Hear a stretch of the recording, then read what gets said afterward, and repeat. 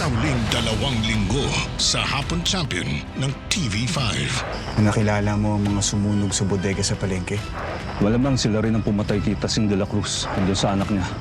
Isa na lang ang natitirang buhay sa kanila, si Atoy Santos. Si Atoy Santos.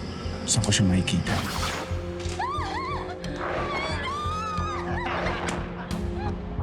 Ang hinahanap na testigo.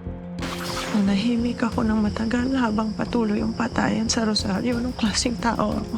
Marcy, huwag mo sisihin yung sarili mo. Marcy. Marcy. Pagod na ako. Para sa ulo mo. Ang dami kong pagkukulang. Marcy, wala kang pagkukulang. Makikita na nga ba?